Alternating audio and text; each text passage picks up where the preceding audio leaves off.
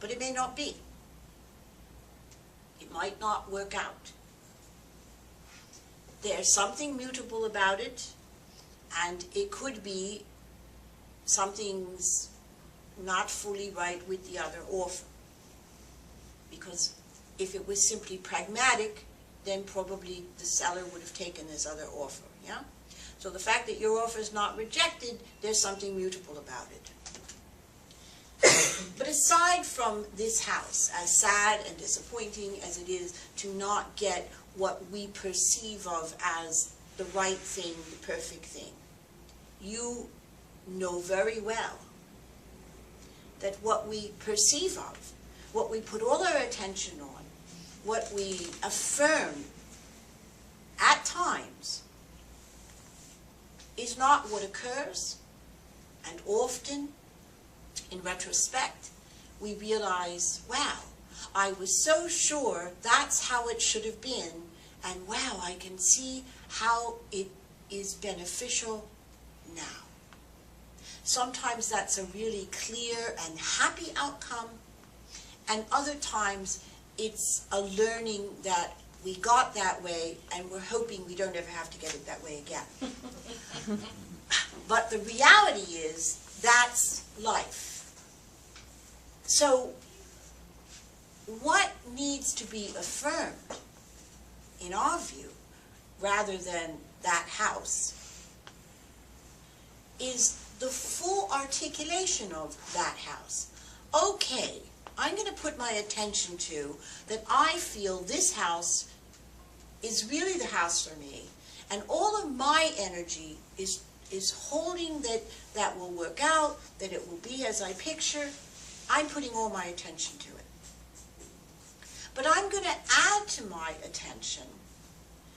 But if there's movement and things that I simply have no recognition of, because life is like that, I'm also putting in my attention my willingness to move with life that is more than I consciously, intuitively, in all the ways I know of, recognize.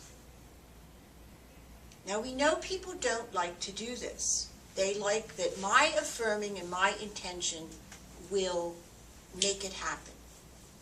It might, it does, but most of the time it isn't quite like that. We're back to, can we acknowledge that we are embedded in a grand collective that has all sorts of movements and connections and reconnections and disconnections and double connections that are more than a mind, a personality mind, has any comprehension of.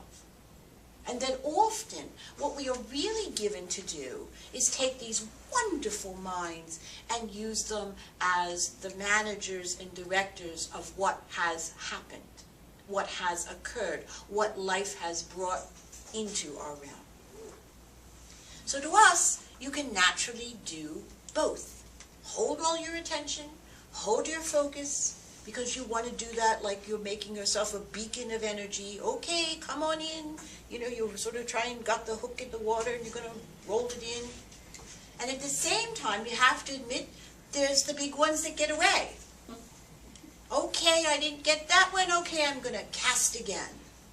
And you never know, that second fish, the one that actually occurs in your life, often is the one that has all kinds of alignments, as people so often say, I never could have seen, I never imagined. So, the fear you're feeling is your recognition that you might not be able to control reality.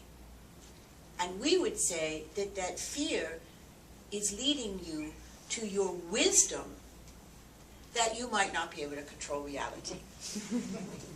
And when you actually feel the wisdom part, then you can say, well, I'm giving it my best shot, but I might not be able to control reality, but whatever comes up next, I can see how I can go with it. It's not as specific as people like, perhaps, this approach, but we think it is very reflective and aligned with how being alive really is.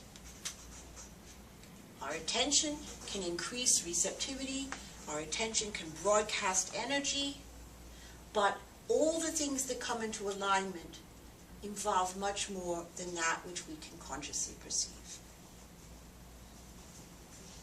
So there's our, we meant to be supportive answer, and we're sorry if it's not as supportive as you would have liked. All right? Thank you. It's going to work.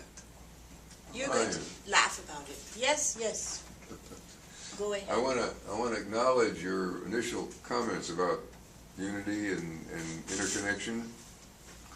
Yes, George. I understand that intellectually, and I actually practice it. I recruit people to be friends of mine. I recruit strangers to be friends of mine all the time. I did it last night at the Kennedy Center. But it's and I love being here with the connection among us. Yes. But when I'm alone, it goes away. I don't have anything. I don't have the intellectual understanding, and I'm so befuddled. I felt like I had to write a question for you, and I started out. I feel lost. Yes. I just put in there, and I'm in a quandary about how to deal with my several health and life issues, challenges. Yes. And I asked for your recommendation for how I can proceed, and perhaps a healing if you're so inclined. Yes. All right. That's a very beautiful sharing. I have all this connection, and when I'm alone, it's lost. It's lost to you. That's right. Sometimes when we are alone, and fears arise, or just loneliness arise, we don't feel it. Or if we do, the universal, the multiversal connection of all there is, sometimes you see, is not the vibration, the personal vibration of another person. It's so transpersonal, it's so multiversal, that it feels perhaps like being in a great energetic sea, but that doesn't feel like the warm hug of a person. It can, but at times it doesn't. When you have that feeling of the aloneness and the loneliness, acknowledge it, like you just did. Put that card on the table.